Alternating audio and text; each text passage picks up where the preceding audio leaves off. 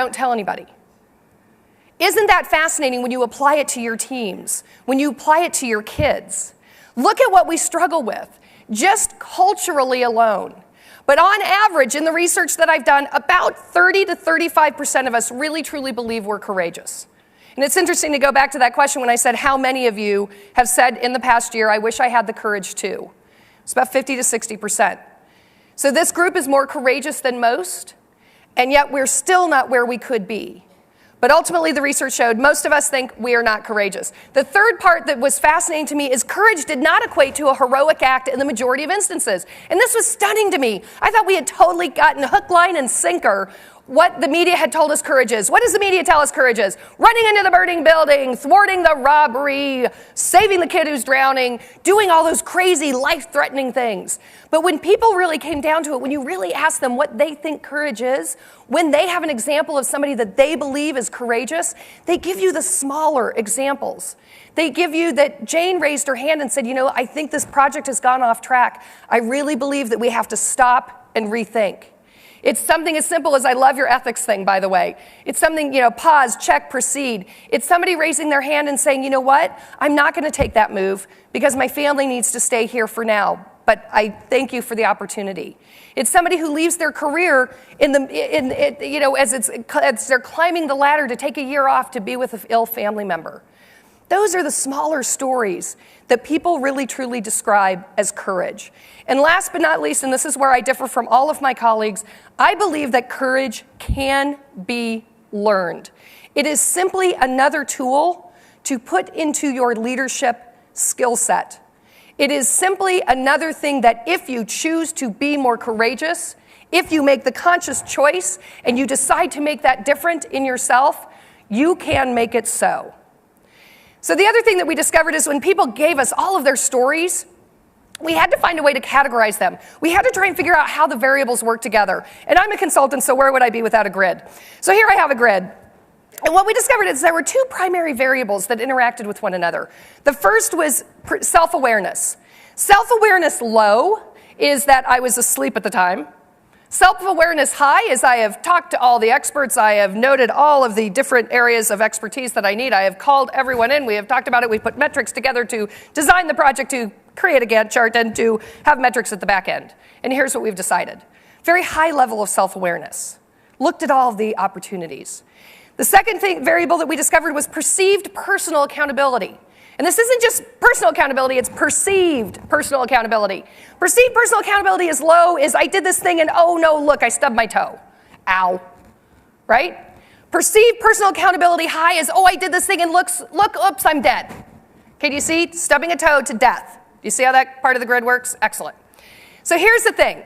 We discovered what we think are 4 types of courage, 4 quadrants of courage. And as I go through these, I want you to think about yourself as a person, as an individual, and see if one of these resonates with you.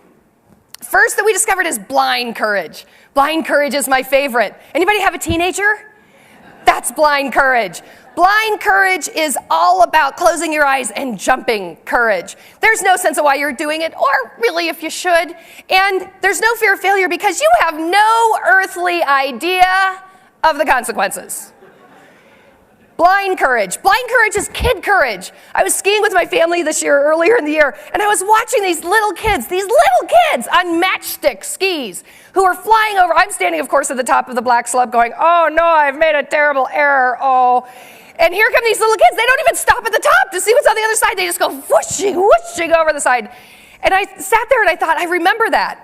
I remember when I was like that because those little kids aren't thinking about, oh no, if I break an arm, how will I put my overhead luggage in the bin? United will beat me with it. If I break a leg, I could get into line first, but then how am I going to get my wheelie bag behind me? That's what I'm standing at the top of the hill thinking about, right? Blind courage is absolutely essential because it's not really just closing your eyes and jumping. It's not really a gut courage, although it feels like that because it's instantaneous.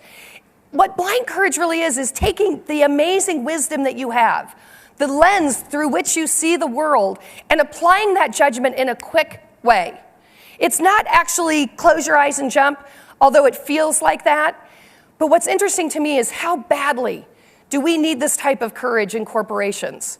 It's fascinating to me. When we interview very successful entrepreneurs, 95% of them act primarily from this quadrant, this specific quadrant. Because have you ever heard those serial entrepreneurs where they've had 14 bankruptcies and then they make it big? And somebody says, well, how did you keep it together? How did you stay the course and finally realize your dream? And they were like, well, I just knew that those were all steps to success. They didn't see the failure as something personal. How often does that hold us back? How often does worrying about the failure keep us from trying it again? You know, I remember walking down Fifth Avenue at the end of my corporate career with the box of my items from my desk and thinking, you know, I really should have thought that through a little bit more. It's my moment of blind courage. But how much more do we need this inside of corporations? How many times do you sit in the 50th budget meeting about a project and you just go, please, can't we just do it? Not that that would ever happen here. Where's the finance guy? Sorry. He's backstage. He's going to cut my slides any minute. I can feel it coming. But isn't that true? Don't we need that? Don't we need that momentary blind courage sometimes? So that's the first type of courage we identified. Second type of courage we identified, which I absolutely love, is crisis courage. Now, crisis courage is a good news, bad news story. Crisis courage always feels as though it's life or death. It's completely instinctual, and there's absolutely zero self-awareness. Any of you who have ever been in a true situation where you get that adrenaline rush, you know exactly what this feels like, right? Great example I have is I used to go sea kayaking in Alaska every summer because I'm a glutton for punishment. Sea kayaking, although I should just come up here on an average February day, and it feels the same. Sorry, I just had to get the dig in for Boston. I love it here. It's beautiful. In the fall and the spring and even the summer. I'm just saying. So I used to go sea kayaking in Alaska every summer. And on one of these trips, we were a little bit ahead of there was 8 of us, and then there were 4 of us who were a little bit ahead of the rest of the group. And so we decided to pull out and take a little hike that our guide had been on before and thought was wonderful. So we pull our kayaks up on the side, and we start on this hike that appears just delightful and lovely. And we're walking up this huge glacier, and we're going, up this hill. And all of a sudden, we find ourselves with a rock wall down the side, and we're on this very tiny dirt path going behind a raging waterfall. Okay, so the noise, I'm terrified. And it's the guide, my friend Matt, myself, and another guy from our trip. And we're inching along, and all I can do is just focus on the feet in front of me. And all of a sudden, like in a cartoon, his feet, my friend Matt's feet the dirt underneath his feet goes out from under him. And his feet, just like in a cartoon, go woo, woo, woo, woo, woo, woo, woo. I grab a hold of a root along a rock wall. I put my arm out. Matt grabs my arm with both hands. I swing him, Xena-like.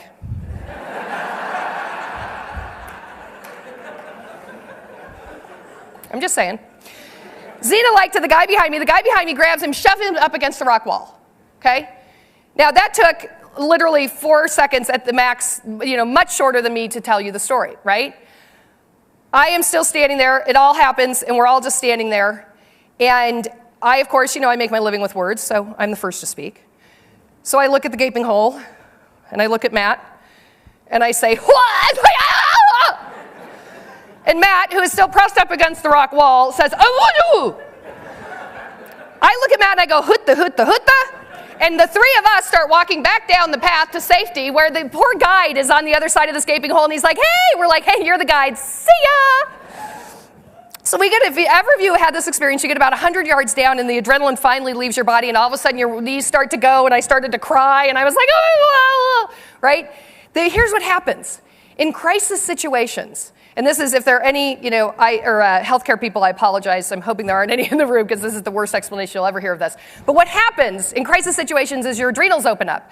They take all of, organically, they suck all of the blood out of your extremities and put it apparently into your thighs, okay? Because it's for fight or flight, right? So it makes you uber strong for just a few seconds. Now here's the important thing about crisis courage, or crisis, that adrenaline rush, is your extremities are your feet, of course, your hands, of course, and oh, by the way, your head, which is why you get stupid. Have you ever noticed that? You get lightheaded and it's hard to think. It's because it's all instinctual. It's completely, prehistoric.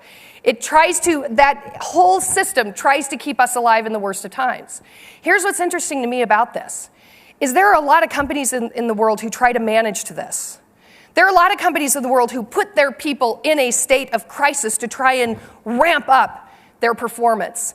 But it's not sustainable because you have to make the pain bigger and bigger and bigger to get the adrenaline rush. There are people, I work with a lot of startup CEOs of very large organizations who have become addicted to the adrenaline rush of this. There's good news and bad news, right? That's the bad news. The good news is there's times when you should use it and could use it. Somebody should have grabbed GM by the lapels about 10 years ago and said, I think you're in trouble, and got them into a little bit of crisis. But you can't manage to this. This is just the reality. That's why it's completely instinctual. The third type of courage that we identified was role courage. And this is what I think Raytheon does an extraordinary job of. And I'm so pleased to hear about the leadership things that you have put into place, the leadership development programs, and things like this. The Leadership Forum in and of itself plays into this type of courage that I think is so important for all of us. The role courage is all about the training. If you believe it, you are it, and it's your responsibility because it's your role, and therefore you are fearless.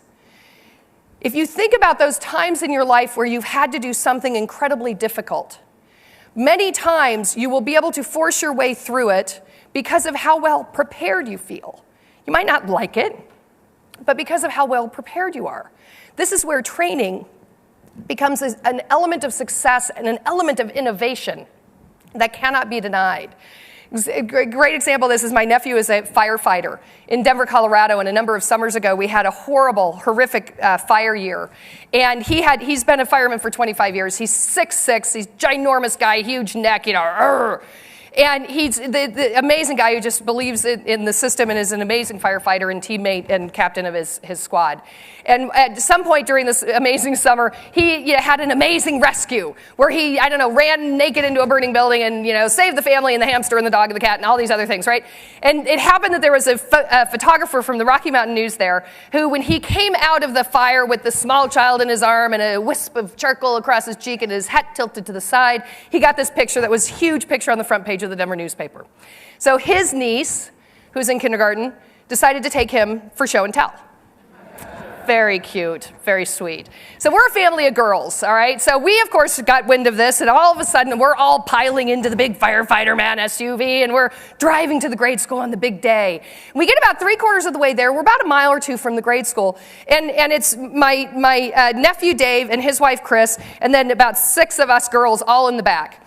And all of a sudden, he abruptly pulls over to the side of the road, and he gets out of the car, and he goes around to the back of the van or back of the SUV.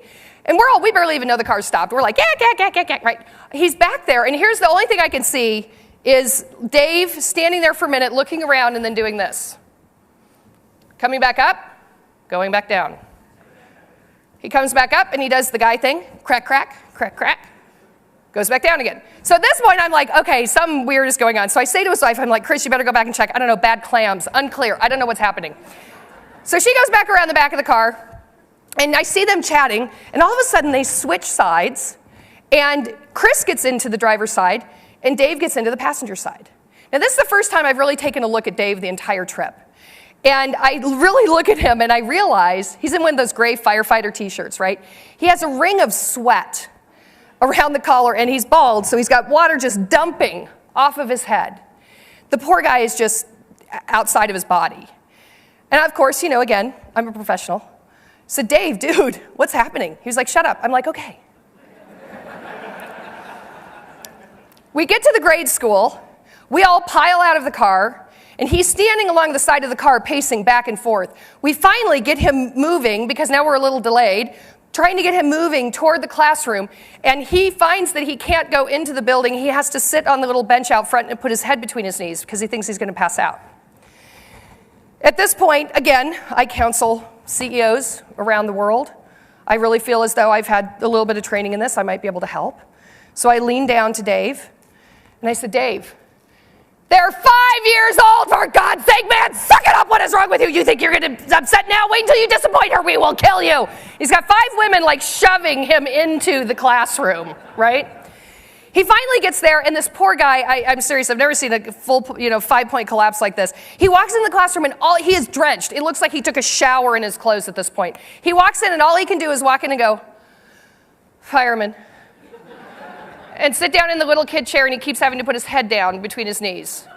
They ask him questions, and all he can do is kind of go, that's it. That's all we got. So he comes out about 5 minutes later, probably the longest 5 minutes of his life. 5 minutes later, he comes out, and he gets in the hallway, and he's like, oh, I'm so glad that's over. How'd I do? And I was like, Dave, I don't understand how, what is going on with you? And this is the first time I really, truly understood the power of role courage. I said, what happens when there's a fire? I mean, do your guys have to talk you into your little booties? I mean, what does that even look like? And he looked at me just stunned. And he said, well, no, of course not. He said, I know that no matter what the situation, the moment I hear the bell, I feel the heat, I smell the smoke, I know beyond a shadow of a doubt that no matter what the situation, I will make the best decision for myself and my team because I've been so well trained. Now think about that for a second. What he was actually saying is that he'd been so well trained, he was fearless. Making a mistake was not even in his reality. How different would our decisions be if we never, ever worried about failing? What he actually said was that he was so well trained, he had such confidence in his abilities and the abilities of those around him, that it was impossible for them to fail. Now think about that for a second. Think about it on a day-to-day basis. Imagine the power of that.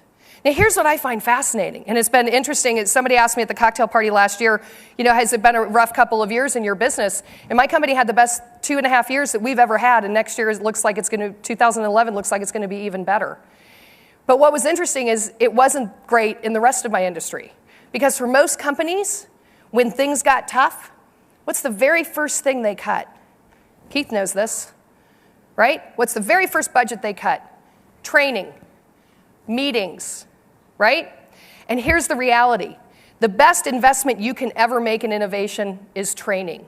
Because the more well-trained you are, the more confident you are in your abilities, the more you are fearless in making decisions for your clients, for your team, for your company, the more often you will win, and the more often you will be able to truly innovate.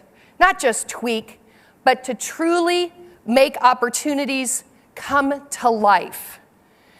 Imagine if our teams, how many of you feel like you've got all the training you need in the world to do what you do, where you're in that place of role courage that you are fearless? Raise your hands. There's one guy in the back. I want to come work for you, sir. Either that or I'm scared. I'm not sure which. Yeah, he's like both. There's 2 people in the room who raised their hands. What if I asked your teams, how many of them feel as though they're so well trained, they're incapable of making a mistake? Amazing how that can change a company. And I think that's exactly what you guys are doing with this leadership piece that you're working on, which I think is stunning. So imagine the power of that role courage. Now, role courage, just like blind courage and crisis courage, has a downside. Sometimes we get into a place where we feel as though we have to, no matter what, be more trained to do anything. I mean, more training. We get stuck in that world. Or we get stuck in the silo of our expertise. And I would imagine that's got to be a problem for you guys. You're a huge organization with deep expertise. So it becomes very easy to get stuck in those silos. But role courage, that's why the leadership piece is so important. If we are leaders first, the decisions get easy, don't they? If we are leaders first, not leaders of our individual silo, but leaders first, the decisions get easy. So that's role courage. Next up is core courage, and this is the toughest. This is probably the hardest thing for most people to do, particularly in leadership, because we have all this noise around us. How many emails have come into your inbox just in the 2 days you've been here so far? We've got so much noise around us. And core courage, which is really an extraordinary thing to have, is the most difficult because it takes time to know what you want to have happen. And that's the hardest thing for us, isn't it? I don't know any of you, do you guys get through your to-do list every day by noonish? And then you're ready to take on the world, right? Yeah, exactly. Core courage takes time to know what you want to have happen. It's a fully formed decision to act or not act. This isn't about sitting around and waiting and hoping somebody else picks it up. This isn't about hoping that, there's a great example somebody shared with me this morning about waiting for somebody to notice that there was a problem. It's not about that. It's making a decision to act or to not act. And last but not least, you think of the consequences and learn from the results. Think about the leader that's been the most impressive leader you've worked for. The best leader for you personally. It might have been here, it could be at another organization, it could be a coach, it could be somebody who influenced you when you were younger. If you think about those qualities that they had, how did they make you feel? Somebody shout out, best coach you ever worked for. How did they make you feel? Good. Empowered. Competent. Valued. Say again? Proud. Challenged. What else? Say again? Capable, right? They made us feel as though we could change the world. And you know why? Because we had faith in where they were going.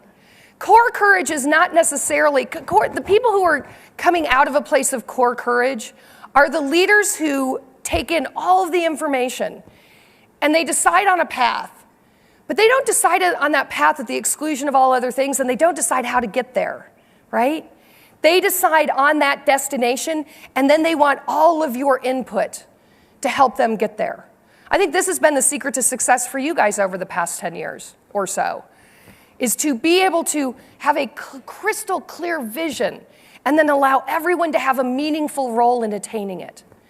Do we feel like we're doing that with our people every day? If I went out and asked all your people, where are we going in this team? Where are we going in this division? Where are we going? And do you feel like you have a meaningful role in helping us get there? What would they say? Would they say you're the leader that's the best leader that they've ever worked for? Those are the kind of questions we need to start asking ourselves. Now, the thing about these 4 types of courage is that there is no one type that is better than any other. Do not get me wrong. What I found out during this process is that I was a blind courage addict. I was completely out of control. Jump, where? Excellent, how high? I'm in. Here's how you know if you're a blind courage addict. You say this sentence a lot. That sounds like fun. I'm just saying, if you have kids, this is a good test. If you're a blind courage addict, those are the kinds of things you say. If you're a crisis courage addict, to get to your best, you have to be afraid a little. You have to be worried a little. If you're a role courage addict, you just have to train yourself into a dither before you can take a step. Addiction in courage, just like anywhere else, is not good. There's no one type of courage that's better than any other. The secret in this is to understand what type of courage each situation requires, and more importantly, you can exhibit any or all types of courage within any one single situation. I told you that example of the company that I worked with who asked me to come in and help them. And it was one of those magical assignments that you get once in a career where it was a 3-year project. I had buy-in everywhere within the organization. We had the right process for the right company at the right time. And these people jumped in with both feet. And I spent 3 years on the podium with their CEO talking about trusting the process, believing in this. And these people did hard stuff. They made hard decisions. And we were wildly successful. After the first quarter earnings, after 3 years, I was no longer working with them. After their first quarter earnings came out and they were so through the roof, the CEO called me up and he said, Cindy, we'd love to have you come and have a celebration with us. We're running out Kings Island, which is a amusement park in the Midwest, and we're having our employees and their families come down. We'd like you to be a part of that. I said, absolutely, I'm in. I fly to the Midwest and I get on the bus going from the headquarters for the 1.5-hour ride to Kings Island. And all of a sudden, when we're almost to the amusement park, I see the CEO wobbling down the aisle at me in the bus. And he says, Cindy, I got this great idea. Since you and I were kind of the face of this project, why don't you and I, as like the grand finale before we all go to dinner, do the death drop together? And I, of course, being a blind courage addict, said, that sounds like fun. Not putting together death, drop, not thinking all the way through. So, and I didn't think about it in that moment. I had no, whatever, it sounds like fun. Off we go. We have our day together on with all these employees, and it's just amazing, and everybody's so excited. Excuse me, we get to about 4:15 that day, and I start to realize that I need to go meet him at 4:30 for the death drop. So I realized that I hadn't seen it. And I thought, well, that's kind of weird. And I've been skydiving, I love roller coasters, I love all that stuff. So I don't think anything of it, but I do think it's a little odd that I hadn't seen it yet. So I'm scanning and scanning and starting to walk, and all of a sudden this weird change happens in the crowd. Now remember I said that we were very successful with the project, but I'm not saying that every single employee in that room loved me, okay? Because they did not. There were many hard, painful things that we had to do.